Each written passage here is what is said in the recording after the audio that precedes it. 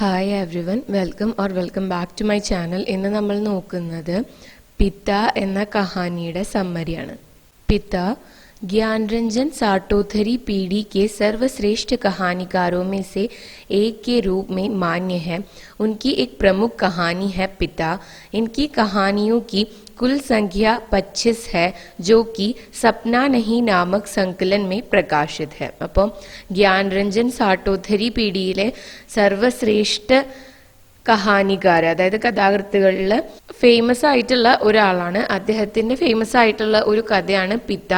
അദ്ദേഹം ടോട്ടല് 25 കഹാനി രചിച്ചിട്ടുണ്ട്. അതെല്ലാം കൂടിയിട്ട് സപ്ന നഹി എന്നുള്ള ഒരു കഹാനി സങ്കലനിലാണ് പ്രകാശിപ്പിച്ചിട്ടുള്ളത്.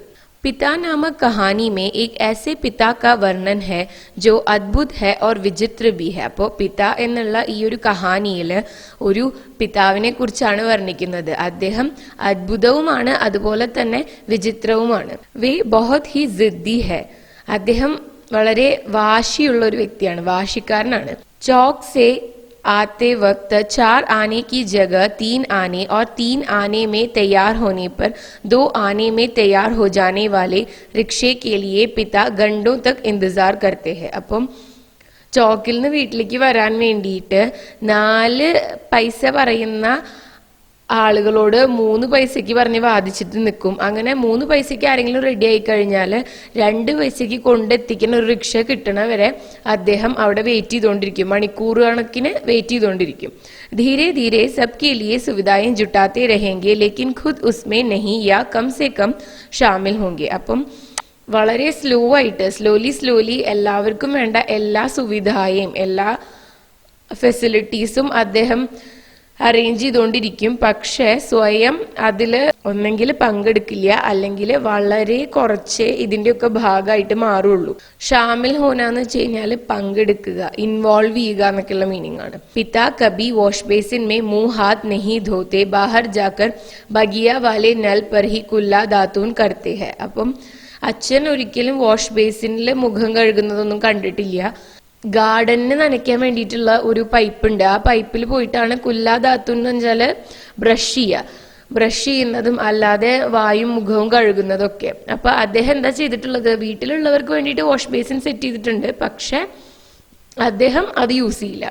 दादाबाई ने अपनी पहली कमाई से गुसलखाने में बड़े उत्साह के साथ एक खूबसूरत शावर लगवाया, लेकिन पिता अरसे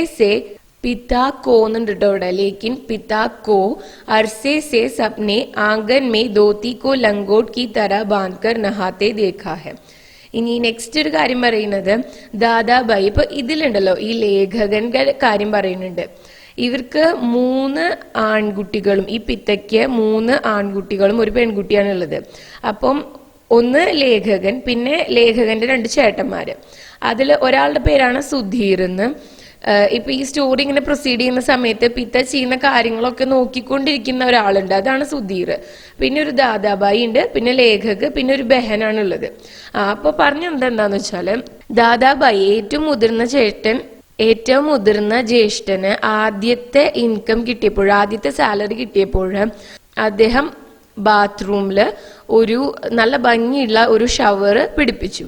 പക്ഷെ അച്ഛനാണെങ്കിൽ കാലങ്ങളായിട്ട് മുറ്റത്ത് ധോത്തി എടുത്ത് നിന്നിട്ട് ആണ് അദ്ദേഹം കുളിക്കുന്നത്. മകൻ തനിക്ക് വേണ്ടിയിട്ട് ഇങ്ങനെ ഒരു അറേഞ്ച്മെന്റ് ചെയ്തു എന്നതുകൊണ്ട് അദ്ദേഹം ഇംപ്രസ്ഡ് അല്ല. കാരണം ഈ മകൻ ചെയ്ത ഒരു കാര്യത്തിനെ ആക്സെപ്റ്റ് ചെയ്യണ പോലെയല്ലല്ലോ അദ്ദേഹം ചെയ്യുന്നത്. इस बात ने बड़े भाई को बहुत निराश किया है. അപ്പം ഈ ഒരു കാര്യം കൊണ്ട് ബഡേ ഭായി, ഏറ്റവും മുതിർന്ന ജ്യേഷ്ഠന് വളരെ വിഷമായിട്ടുണ്ട്. बच्चे बाजार से बिस्कुट, महंगे फल आदि लाते हैं, पर पिता कुछ भी नहीं लेते. അപ്പം മക്കളാണെങ്കിൽ മാർക്കറ്റിൽ പോകുന്ന സമയത്ത് അവിടുന്ന് ബിസ്ക്കറ്റ്, അതുപോലെ തന്നെ നല്ല എക്സ്പെൻസീവ് ആയിട്ടുള്ള ഫ്രൂട്ട്സ് ഒക്കെ വാങ്ങിക്കൊണ്ടുവരും. പക്ഷെ അച്ഛൻ അതിൽ നിന്ന് ഒന്നും തന്നെ എടുക്കില്ല. കബി കബി ഖാക്കർ മുँह बनाकर कहते हैं कि सब बेस्वाद है. എന്നാൽ ചില സമയത്ത് എല്ലാവരും നിർബന്ധിച്ചു കഴിഞ്ഞാൽ ചെറിയൊരു പോർഷൻ എടുത്ത് കഴിച്ചു നോക്കിയിട്ട് അത് ഇഷ്ടമില്ലാത്ത പോലെ കാണിച്ചിട്ട് പറയും ഇതിനൊന്നും ഒരു ടേസ്റ്റും ഇല്ലാന്ന്. बेस्वाद എന്ന് വെച്ചാൽ ടേസ്റ്റ്ലെസ് എന്നാണ്, ടേസ്റ്റ് ഇല്ലാത്ത. वह अपनी अमावट गासक और दाल रोटी के अलावा किसी और के लाए हुए चीजों से പ്രഭാവിത് नहीं होते. അപ്പം അദ്ദേഹം യൂഷ്വലി കഴിക്കുന്ന സാധനങ്ങളാണ് അമാവട്ട്, ഗസക്, അതുപോലെ തന്നെ ദാൽ റോട്ടി. ഇതൊന്നും കൂടാതെ വേറെ എന്തെങ്കിലും ആരെങ്കിലും കൊണ്ടു കൊടുത്തു കഴിഞ്ഞാൽ അതിന്റെ ശ്രേഷ്ഠത മാനിക്കുന്ന അല്ലെങ്കിൽ അംഗീകരിക്കുന്ന ഒരാളല്ല പിത. അതുകൊണ്ട് ഇംപ്രസ്ഡ് ആവുന്ന ഒരാളല്ല പിത. പ്രഭാവിത് എന്ന് വെച്ചാൽ ഇംപ്രസ്ഡ് ആവുക എന്നാണ് കേട്ടോ. उनका मानना है कि उनके पास हाथ पाव है, വേ ഖുദ് കി കമായി കാഹി ഖായെങ്കി. അപ്പം അദ്ദേഹത്തിന്റെ ഒരു വിശ്വാസം എന്ന് വെച്ച് കഴിഞ്ഞാൽ എനിക്ക് കൈയും കാലും ഉണ്ട്, അപ്പം ഞാൻ സമ്പാദിക്കുന്നത് മാത്രമേ ഞാൻ ഭക്ഷിക്കേണ്ട ആവശ്യമുള്ളൂ, അല്ലെങ്കിൽ ഞാൻ സമ്പാദിക്കുന്നത് മാത്രമാണ് ഞാൻ ആസ്വദിക്കേണ്ട ആവശ്യമുള്ളൂ എന്നുള്ള ഒരു ചിന്തയാണ് അച്ഛനുള്ളത്. उनके एक पुत्र ने उनके लिए कुल्लू से सेब मंगाए और दूसरे ने दिल्ली एम्पोरियम से बढ़िया धोतिया मंगाए. അപ്പോൾ ഒരു മകൻ എന്ത് ചെയ്തു, കുലുവിലെ ആപ്പിള് വാങ്ങി അച്ഛന് കൊടുക്കാൻ വേണ്ടിയിട്ട്. മറ്റൊരു മകൻ ദില്ലി എംപോറിയത്തിൽ നിന്ന് വളരെ എക്സ്പെൻസീവ് ആയിട്ടുള്ള ഒരു ധോത്തി വാങ്ങിക്കൊടുത്തു. ലേക്കിൻ പിത ഇസ് പർ ഖുഷ് ഹോനെ കി ബജായ് ഗുസ്സ കർനെ ലഗ്തേ ഹൈ. അപ്പൊ ഇങ്ങനെ എന്തെങ്കിലും മക്കൾ വാങ്ങിക്കൊണ്ടുവരുന്ന സമയത്ത് അത് സന്തോഷത്തോടെ ഏറ്റുവാങ്ങല്ല, അച്ഛൻ ദേഷ്യപ്പെടുകയാണ് ചെയ്യുക. ഗുസ്സ കർണ ദേഷ്യപ്പെടുക. पैसे बचाने के लिए पिता सस्ते कपड़ों से सस्ते दर्जी के पास जाकर कुर्ता सिलवाते हैं. टेढ़ी जेब सदरी के बटन ऊपर नीचे लगा സഭാ സൊസൈറ്റി മേ ചലെ ജായെങ്കിൽ. അപ്പം പൈസ സേവ് ചെയ്യാൻ വേണ്ടിയിട്ട് അച്ഛൻ എന്ത് ചെയ്യും, ചീപ്പായിട്ടുള്ള തുണികൾ വാങ്ങും. അതുപോലെ തന്നെ ചീപ്പായിട്ടുള്ള ഏതെങ്കിലും ഒരു ദർജി ടൈലറിന്റെ അടുത്ത് പോയിട്ട് ഇത് തയ്പ്പിക്കും.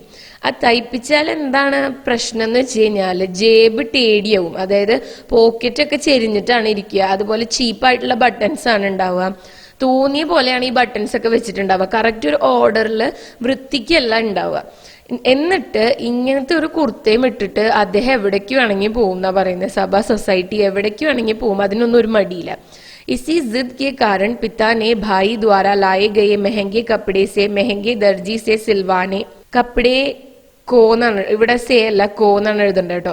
മെഹങ്കെ കപ്പടെ കോ മെഹങ്കെ ദർജി സേ സിൽവാനി സേ മനാ കർദിയ. അപ്പം ഈ കാരണം കൊണ്ട് തന്നെയാണ് ചേട്ടൻ വാങ്ങി കൊടുത്തിട്ടുള്ള ഈ എക്സ്പെൻസീവ് ആയിട്ടുള്ള ആ ഒരു മെറ്റീരിയല് വളരെ എക്സ്പെൻസീവ് ആയിട്ടുള്ള ഒരു ടൈലറിന്റെ അടുത്തുനിന്ന് സിൽവാന എന്ന് വെച്ചാൽ സ്റ്റിച്ച് ചെയ്യിപ്പിക്കുക. അപ്പൊ സ്റ്റിച്ച് ചെയ്യിപ്പിക്കാൻ വേണ്ടിയിട്ട് അദ്ദേഹം സമ്മതിക്കാണ്ടിരുന്നതും ഈ ഒരു പിശുക്ക് കാരണമാണ്.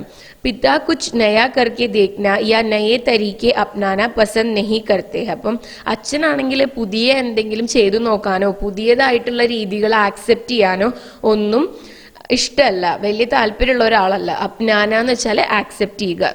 वे 25 वर्ष से രാമായൺ और ഗീത ഹി പഠിത്തേ രഹത്തെ ഹെ. അച്ഛൻ 25 വർഷമായിട്ട് രാമായണവും ഗീതയും തന്നെയാണ് വായിക്കുന്നത്. वायुसेना में नौकरी करने वाले उनके कप्तान भाई बहन की यूनिवर्सिटी के खर्चे के लिए 2 साल तक 50 रुपये भेजते रहे. അപ്പം ഇനി നേവിയിലുള്ള ഒരു ബ്രദർ ഉണ്ട് ലേഖകന്. അദ്ദേഹം ഇവരുടെ ബഹന്റെ യൂണിവേഴ്സിറ്റി എഡ്യൂക്കേഷന് വേണ്ടിയിട്ട് അതിനുള്ള ചെലവിന് വേണ്ടിയിട്ട് 2 വർഷത്തോളം മാസം 50 രൂപ വീതം അയക്കാറുണ്ടായിരുന്നു.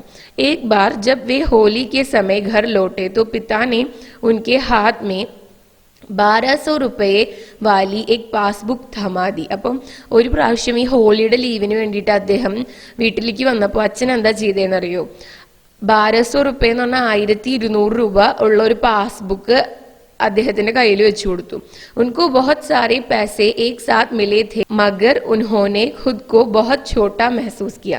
അദ്ദേഹത്തിന് ഒരുമിച്ച് ഒരുപാട് പൈസ കിട്ടി, പക്ഷെ ആ സമയത്ത് താൻ വളരെ ചെറുതായി പോയി എന്നുള്ള ഒരു ഫീലിംഗ് ആണ് ഈ ഭായിക്ക് ഉണ്ടായത്. पिता के इस बर्ताव से बच्चे उनसे रूठे रूठे रहते थे, मगर आज जब सुधीर ने उनको तपती गर्मी में बाहर सोते देखा, गिरते आम समेटकर लाते देखा, तो उसे एहसास हुआ शायद पिता अपनी बहु बेटियों की सुरक्षा के लिए ऐसा करते हैं. അപ്പം ഈ പൊതുവെയുള്ള അച്ഛൻ്റെ ഒരു നേച്ചർ അനുസരിച്ചിട്ട് മക്കളെല്ലാവരും അച്ഛനോട് പിണങ്ങിയിട്ടാണ് ഇരുന്നിരുന്നത്. അതായത് അച്ഛനായിട്ട് അത്രയും ക്ലോസ് ആയിട്ടല്ല ഇരുന്നിരുന്നത്, കാരണം അവർ പറയുന്നതൊന്നും അച്ഛൻ കേൾക്കില്ല.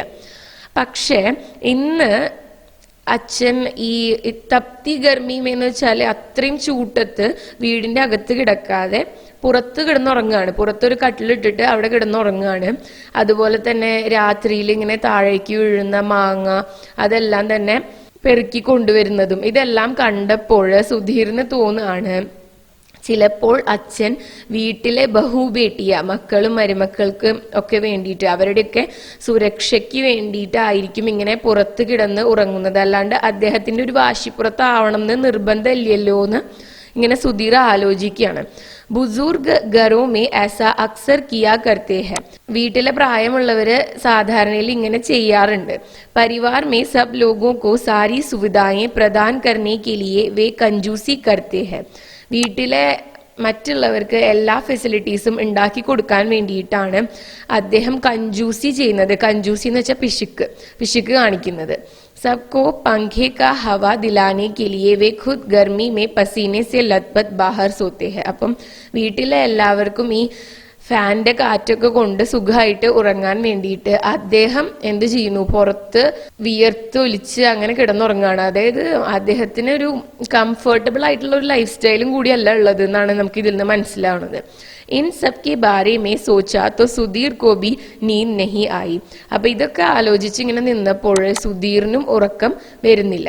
സ്റ്റോറി ഇത്രയേ ഉള്ളൂ. ഇനി നമുക്ക് ടെക്സ്റ്റിലെ സമ്മറി ഒന്ന് നോക്കാം.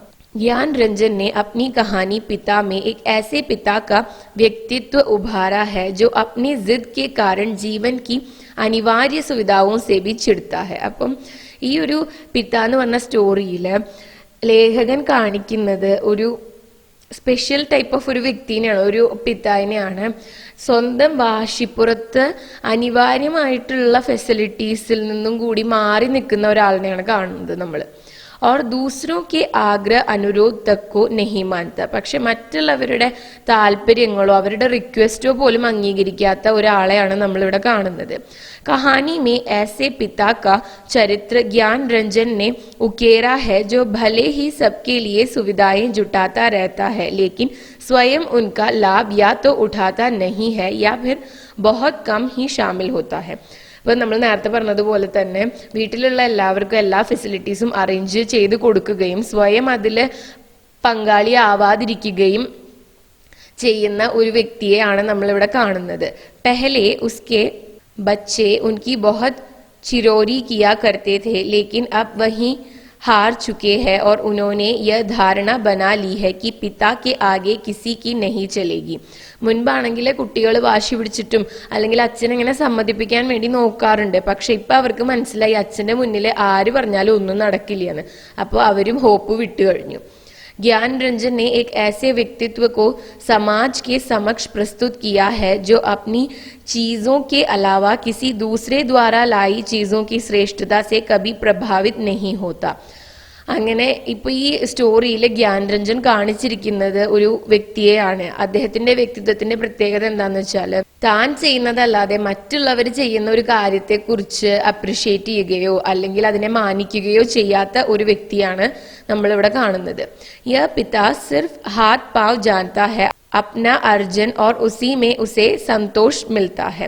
അപ്പോൾ ഇവിടെയുള്ള പിത അംഗീകരിക്കുന്നത്, അദ്ദേഹം ധരിച്ചു വെച്ചിരിക്കുന്നത് എനിക്ക് കയ്യും കാലും ഉണ്ട്, അതിൽ നിന്ന് ഞാൻ എന്താണോ സമ്പാദിക്കുന്നത് അതിൽ ഞാൻ സന്തോഷിക്കുക എന്നാണ്. वे पुत्र जो पिता के लिए कुल्लू का सेब मंगाने और दिल्ली एम्पोरियम से बढ़िया धोतियां मंगाकर पिता को पहनाने का उत्साह रखते हैं, वक्त के साथ पिता की जिद के कारण पिता विरोधी हो जाते हैं. അപ്പോൾ ഈ മക്കള് കുല്ലുവിൽ നിന്നുള്ള സേബും അതുപോലെ തന്നെ ദില്ലി എംപോറിയത്തിലെ എക്സ്പെൻസീവ് ആയിട്ടുള്ള ധോത്തിയൊക്കെ വാങ്ങിക്കൊടുത്തിരുന്ന ഇതേ മക്കള് തന്നെ കാലം മാറുന്നതിനോടൊപ്പം ഈ അച്ഛന്റെ വാശി കാരണം അച്ഛന്റെ വിരോധികളായിട്ട് പിതാ വിരോധികളായിട്ട് മാറി. कहानी में पिता का पुत्र पिता की जिद के बारे में विस्तृत रूप से विचार करता है कि कैसे दादा बाई ने अपनी पहली तनख्वाह से गुसलखाना बनवाया था जिसे पिताजी आज तक उपयोग में नहीं लाए. അപ്പോൾ അദ്ദേഹം ഇങ്ങനെ ആലോചിക്കുന്നുണ്ട്, ലേഖകൻ ആലോചിക്കുന്നുണ്ട് എന്താണ് ഈ ഏറ്റവും മുതിർന്ന ജ്യേഷ്ഠൻ തന്റെ ഫസ്റ്റ് സാലറി കൊണ്ട് ഒരു ഷവർ വെച്ചിട്ടുണ്ടായിരുന്നു വീട്ടില്, പക്ഷെ അത് പിത്ത ഇതുവരെ ഉപയോഗിച്ചിട്ടില്ല. कैसे उसने पिताजी को कोट के लिए कीमती कपड़ा दिलवाया जिसे पिता माँ के काफी घुड़कने फुड़कने के बाद लेने के लिए राजी हो गए लेकिन व्यर्थ पैसा न खर्च करने की अपनी जिद में पुत्र से रुष्ट हो जाते हैं. പിന്നെ വേറൊരു മകൻ എന്താണ് ഈ ധോത്തിക്ക് വേണ്ടിയിട്ടുള്ള മെറ്റീരിയൽ വാങ്ങിക്കൊണ്ടിരുമ്പോൾ ആക്സെപ്റ്റ് ചെയ്യാനായിട്ട് തയ്യാറാവുന്നില്ല. പിന്നെ അമ്മ ഒരുപാട് പറയുമ്പോഴാണ് അത് വാങ്ങുന്നത്. അത് കൂടാതെ ഇത് സ്റ്റിച്ച് ചെയ്യാൻ വേണ്ടിയിട്ടൊന്നും ഇത്ര അധികം പൈസ സ്പെൻഡ് ചെയ്യാൻ പറ്റില്ല എന്ന് പറഞ്ഞിട്ട് ആ മകന്റെ അടുത്തും प्रश्न ഉണ്ടാക്കുകയാണ് ചെയ്യുന്നത്. वह सोचता है कि मौसम में मौजूद गर्मी से कहीं अधिक प्रबल उसके पिता है. उसे वह घटना याद आती है जब उसके फौजी भाई ने जब अपनी बहन की पढ़ाई के लिए आर्थिक मदद की थी और जब वह छुट्टियों में वापस घर आता है तो पिताजी उसे उसके भेजे हुए 1200 रुपये वापस कर देते हैं और वह भाई पिता के इस व्यवहार के बारे में सोचता हुआ स्वयं को छोटा महसूस करता है. പിന്നെ ആലോചിക്കുന്നത് എന്താണ്, ഈ നേവിയിലുള്ള ആ ചേട്ടൻ അനിയത്തിക്ക് വേണ്ടിയിട്ട് കുറച്ച് പൈസ അയച്ചു കൊടുക്കുന്നു. അദ്ദേഹം തിരിച്ച് ഹോളിഡേസിന് വീട്ടിലേക്ക് വരുന്ന സമയത്ത് ആ പൈസ അച്ഛൻ തിരിച്ചു കൊടുക്കുകയാണ്. അപ്പോൾ അതാലോചിച്ചിട്ട് ഈ മകനും വിഷമാവുകയാണ്. അപ്പോൾ ഇത്രയാണ് ടെക്സ്റ്റിലെ സമ്മറിയിൽ പറയുന്നത്. അപ്പോൾ ഈ വീഡിയോ നിങ്ങൾക്ക് യൂസ്ഫുൾ ആയി എന്ന് കരുതുന്നു. And thanks for watching the video.